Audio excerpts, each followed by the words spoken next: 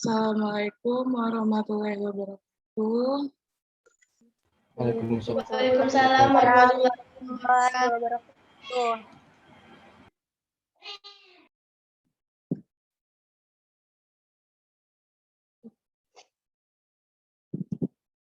Hari ini saya akan bahas tentang gender and sexual identity. What is sociolinguistic? Sociology talk about social interaction of human. Society talks about social interaction of human society. Also talks about social problems that happen in the society.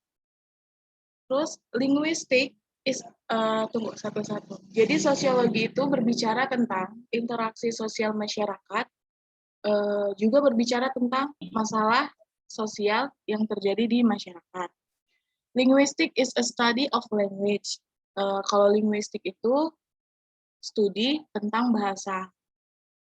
While sociolinguistic means a study of language in the relation to social factors, including difference of regional, class, occupational, dialect, gender difference, and also bilingualism.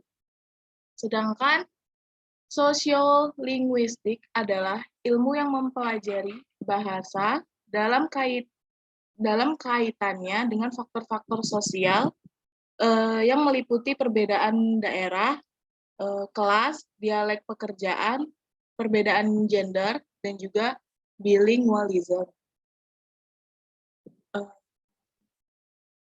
Are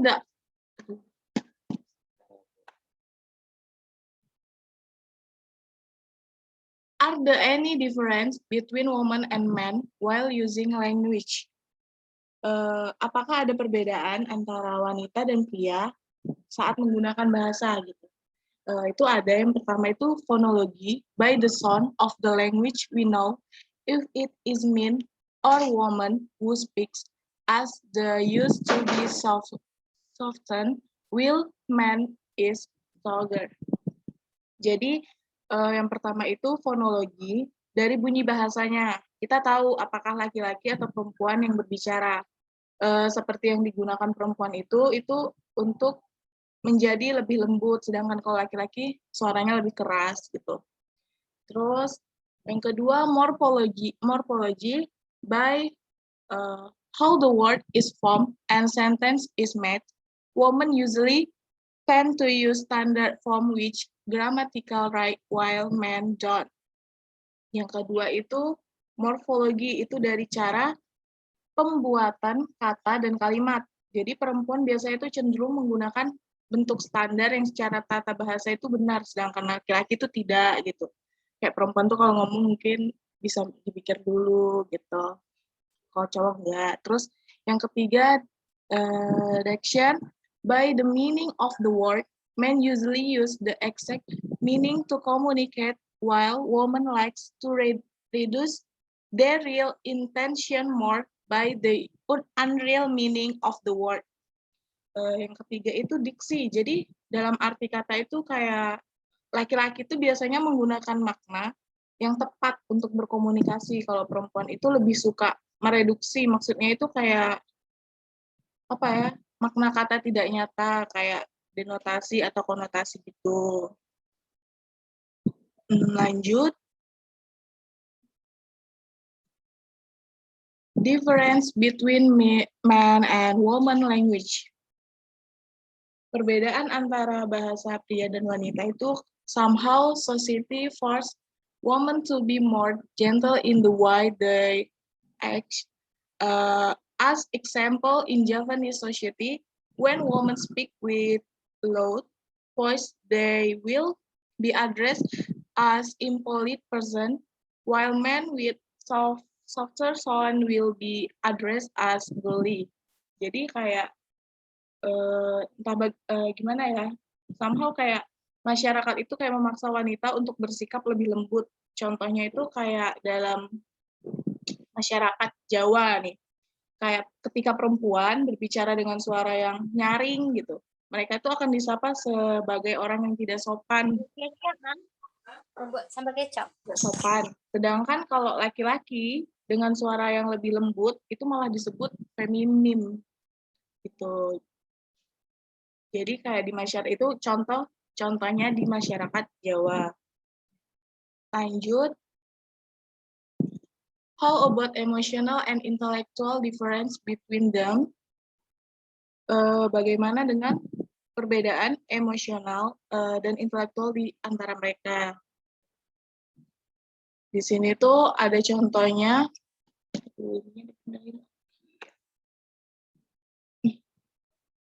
Di sini ada man, maskulin, dan woman, feminine. Itu tuh kalau yang cowok tuh kayak very agresif, sangat agresif, sedangkan kalau yang cewek itu not so agresif, tidak agresif, terus yang cowok not so emosional, tidak emosional, tapi kalau cewek dia emosional, terus kalau laki-laki independen, sedangkan yang perempuan itu dependent, terus kalau yang laki-laki able to hide emotion, dia bisa mengendalikan emosi. Kalau cewek itu kayak susah gitu, hard to hide emotion. Terus kalau laki-laki be more objective, nah kalau yang perempuan be more subjective. Lanjut yang laki-laki itu dia not easily influenced, itu dia tidak mudah terpengaruh. Nah kalau perempuan itu gampang banget, jadi easily influenced. Terus yang laki-laki itu not easily swayed by crisis, sedangkan kalau yang perempuan itu easily swayed by iya kalau perempuan itu dia mudah jadi swayed by a crisis. Sedang, kalau yang laki-laki be more active, sedangkan yang perempuan itu be more passive. Nah, terus kalau laki-laki itu dia more worldwide, kalau yang perempuan itu home oriented. Lanjut, kalau yang laki-laki itu be more direct, sedangkan perempuan itu indirect. Nah, terus kalau yang laki-laki cry rarely, jarang nangis. Kalau ke perempuan itu dia cry often, sering nangis. Terus yang laki-laki more ambition, sedangkan perempuan itu dia less ambition, kurang berambisi.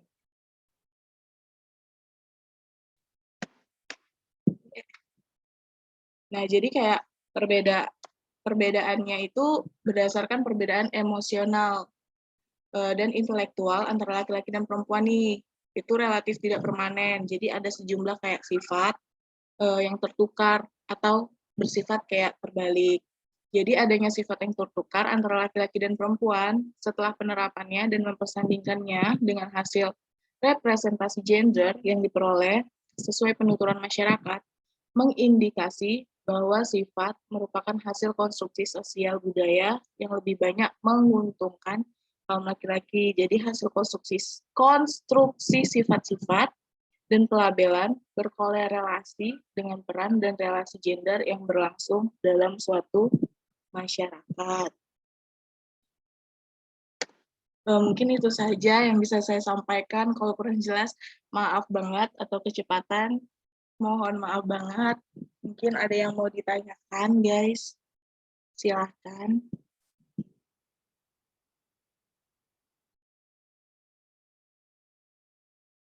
Ini.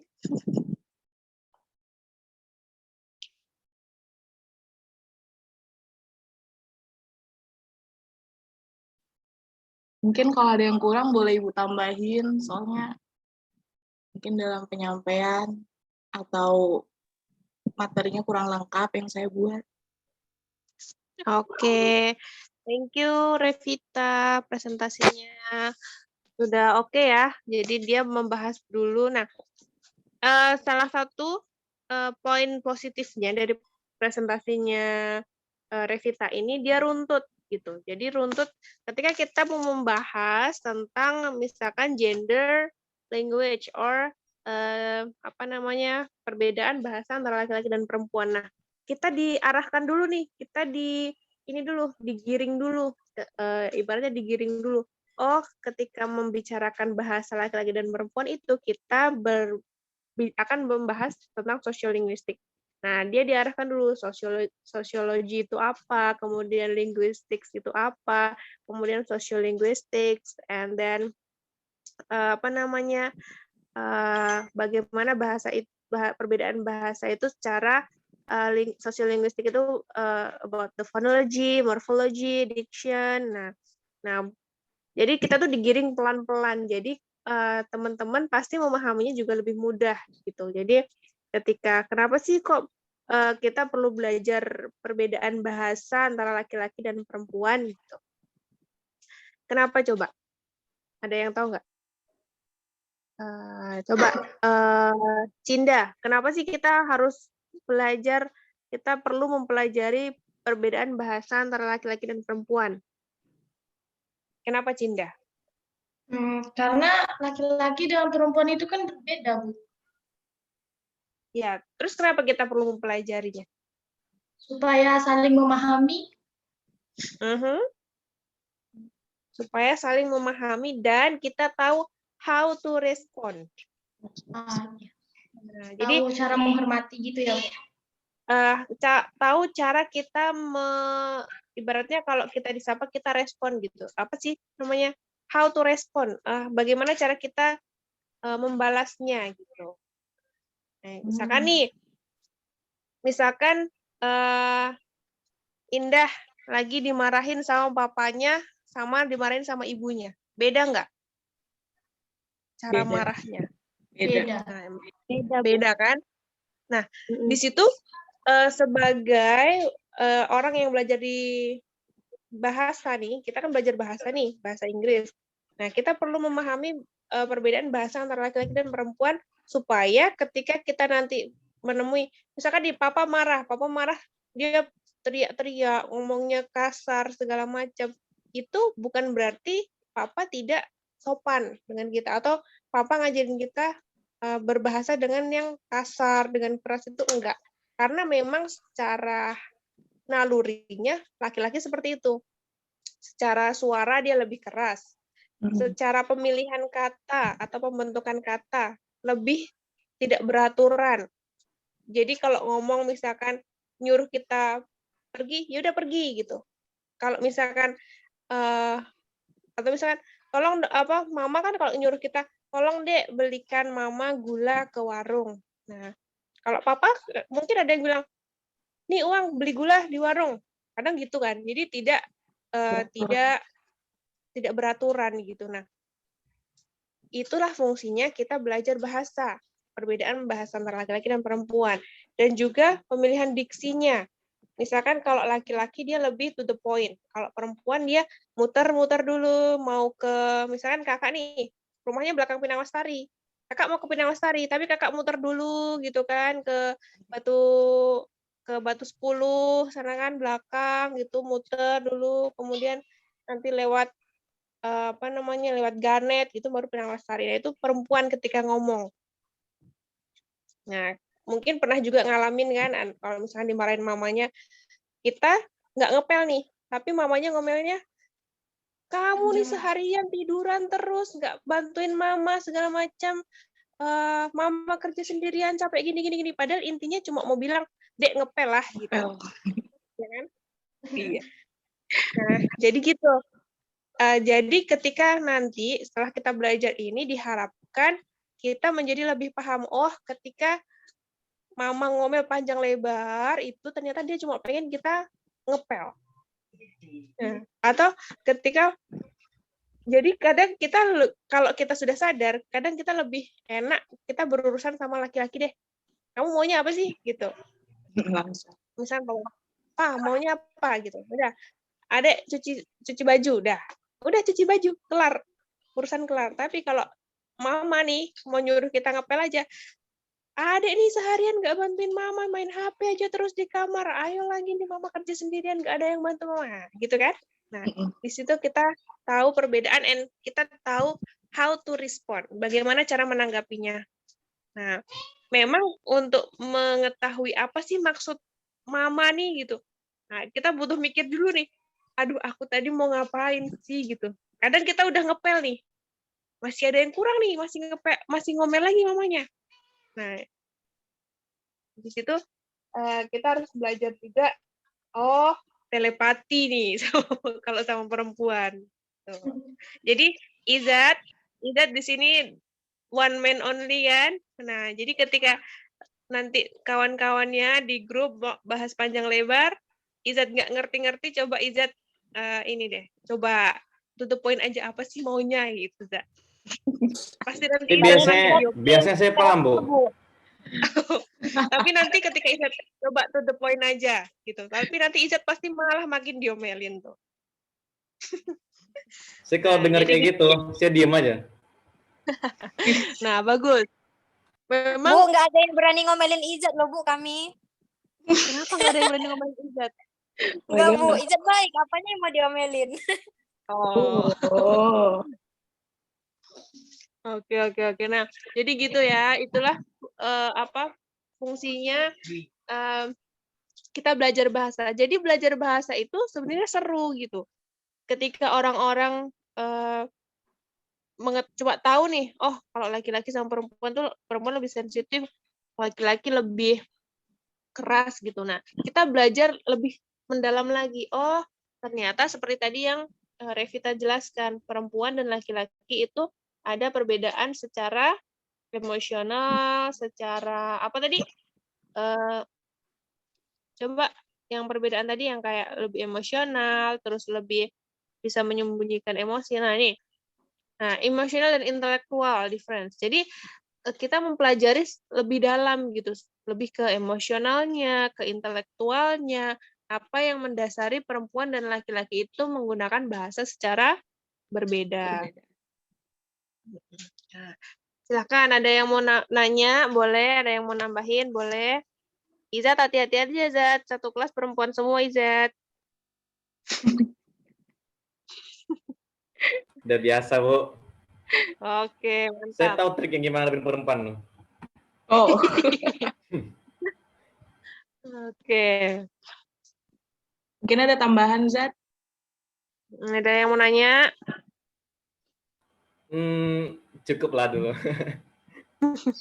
Oke, Izat nggak berani berkata-kata ya, karena ini lagi membahas ini ya, perbedaan bahasa. Bukan sih, Bu. Saya emang nggak tahu aja mau nanya apa lagi gitu. Oke, jadi sudah jelas tentang perbedaan bahasa laki-laki dan perempuan ya. Ya, Bu.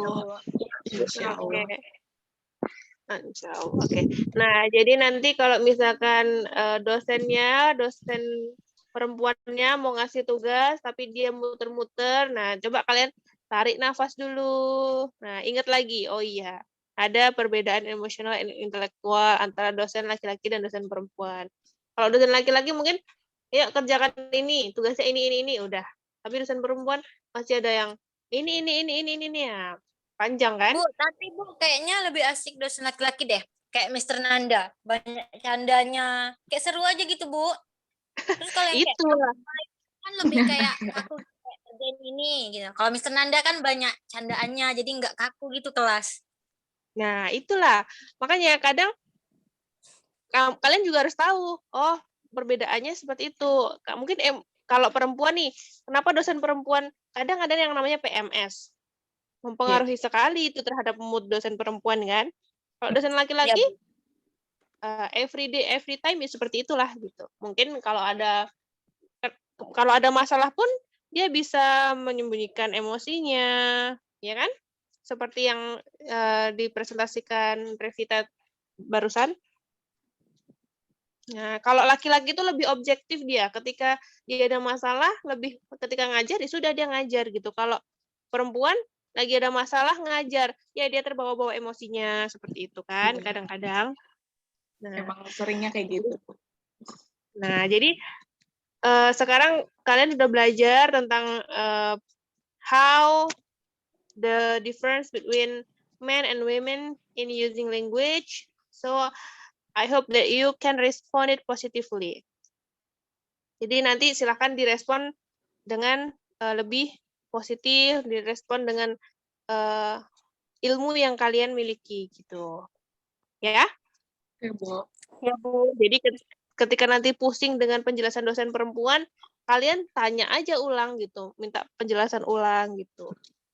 Kalau misalkan dosen laki-lakinya lebih to the point, kadang bercandanya kelewatan, ya kalian sudah tahu bahwa laki-laki lebih tidak mempedulikan dengan sopan santun, atau misalkan tidak mempedulikan dengan apa namanya, bagaimana tatanan bahasa yang baik dan benar. Nah, itu kalian juga harus lebih memahami gitu. Kadang nggak perlu lagi ngomel-ngomel, ih apalah ini dosen inilah ngomongnya gini, atau ih apalah ibu ini nih penjelasannya muter-muter gitu.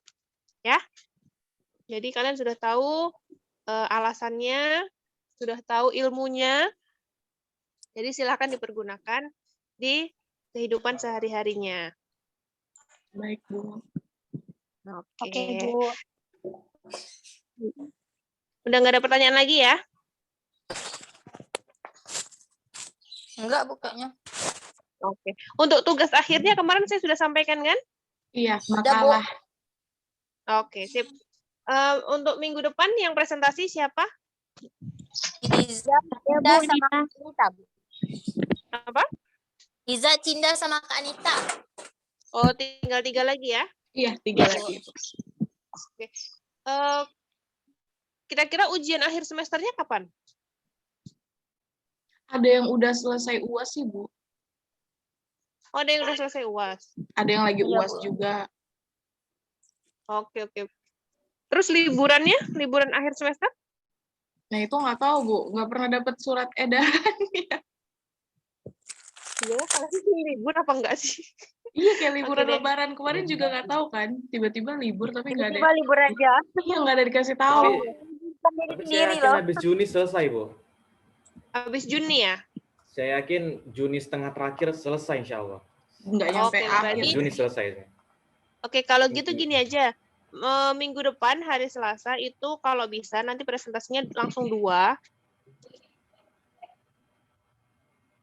Oke, Satu lagi bisa? gimana, Bu? Nggak langsung 3 Satu aja. lagi? Selesai. Enggak sih, Bu, biar kalian clear. Oke deh, boleh langsung 3. Silahkan disiapkan. Habis itu nanti tugas akhirnya dikumpulkan di minggu berikutnya ya. Kan besok presentasi habis. Mm-mm. Nah, Minggu tugas depan lagi, Bu. makalah